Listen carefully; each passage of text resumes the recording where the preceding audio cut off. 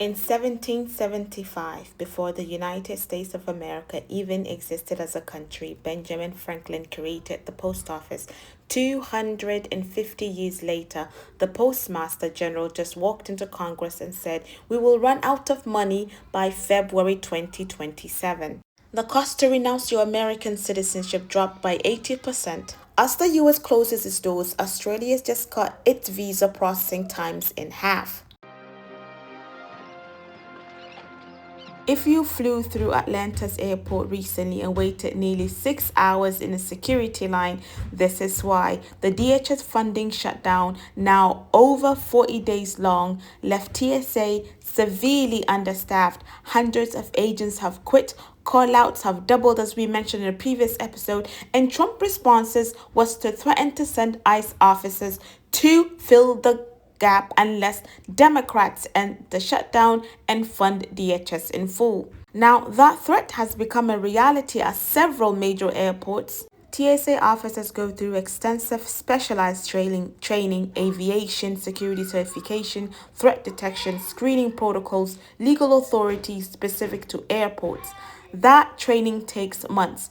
ICE agents have none of that. They are trained for immigration enforcement, not airport security. Now, the TSA union leaders and aviation security experts have publicly said deploying ICE agents in TSA role creates genuine safety gaps. They are not certified, they do not have the legal authority, and they have never been trained for it. Now, social media is absolutely buzzing with a theory about this, and I want to address it directly because I've seen it everywhere this week. People saying ICE is not being deployed to airports for security, they're being deployed to airports for enforcement, to check documents, to flag travelers, to make arrests at departures and arrival gates, and the security gap created by the shutdowns being used as a justification to get them there. Now, here's what I can tell you. ICE has always had the authority to operate at airports. That is not new. What's new is the scale and the explicit framing of it. TSA substitute, whether these agents are primarily doing security screening or primarily doing immigration enforcement at the gate. That distinction has not been clearly confirmed, and that ambiguity alone is worth paying attention to, because there's a difference between a country that secures its airports and a country that uses airport security as a gateway to immigration enforcement. Think about who flies. Think about who gets scrutinized. Think about what it means when the person checking your documents is not a TSA officer bound by aviation security law, but an ICE agent with a completely different mandate. Now, this next segment, I need you to sit down with it for a second. The cost to formally renounce U.S. citizenship just dropped from $2,350 to $450. The State Department made the change effective this month, March, citing a court ruling that found previous fees were unreasonably high and not proportional to actual administrative cost of processing for renunciation. So, on its face, a fee reduction, administrative routine. But the timing, right now, more Americans are searching for how to renounce citizenships than at any point in recorded search history. Expatriate communities flood online with people asking about tax implications, dual citizenship pathways, and which country offers the easiest residency programs. Now, the theory circulating around social media right now is that the fee reduction is not about court compliance. It's a deliberate pressure valve, a signal to certain segment of the population, educated, mobile, increasingly vocal. The door to leave now is cheaper. Go ahead, leave. Now, here's what I can confirm. The court ruling that triggered this reduction is real, the fee drop is real, and the record level interest in leaving this country is very much real. Whether the timing is a coincidence or calculation, that's the question I genuinely cannot answer with a source. But I think it's a question worth asking out loud. Because what does it mean when leaving your country becomes more affordable at the exact moment that staying feels harder for so many people? What does it mean for democracy when its citizens are price shopping the exit?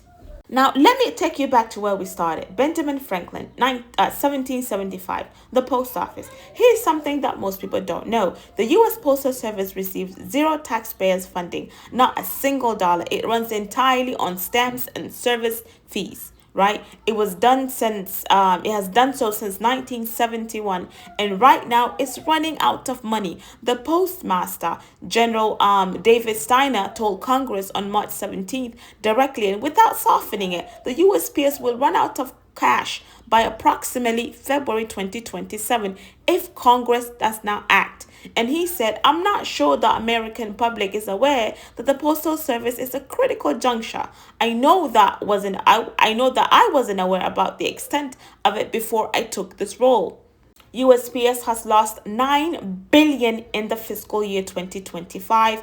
It lost another 1.3 billion in just the first quarter of this fiscal year. Its borrowing cap, set at 15 billion, has not been raised since 1992. It cannot borrow more. It cannot raise stamp prices beyond the regulatory limits without approval, and its last option, defaulting on benefit obligation, has a flaw.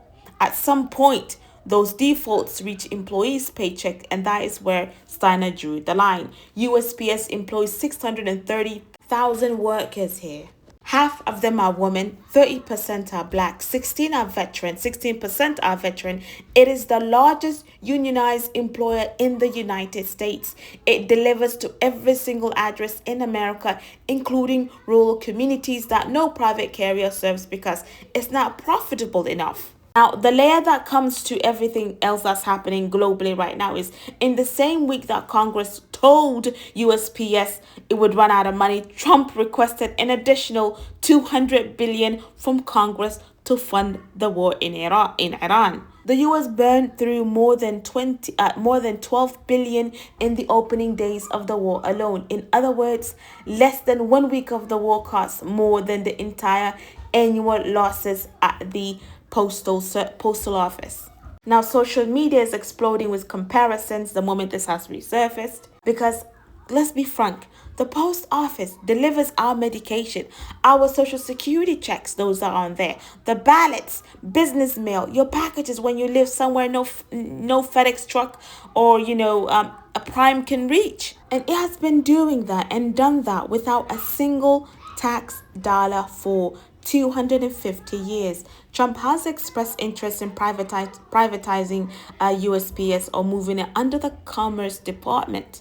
But legal experts say that would require an act of Congress, and 159 House members have already signed a letter opposing the privatization. So full privatization is not imminent, but something is happening, quietly. Doge is targeting 10,000 workforce reductions, last mile delivery being open to private bidding, and Trump appointing new board members to shift the agency's direction from the top down. The question I want to leave you with is this: if the post office disappears or becomes a private company that only serves profitable zip codes, who loses?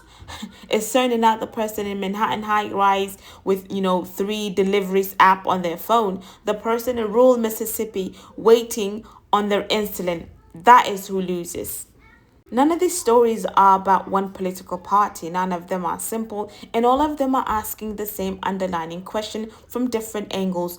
What is being dismantled, and who decided the people most affected don't need to be told? That's the question this channel exists to ask. So come back, bring someone and subscribe, like, share, comment. Until next time, I leave you in the care of Allah subhanahu wa ta'ala. Assalamu alaikum wa rahmatullahi wa barakatuh. Fi amanillah.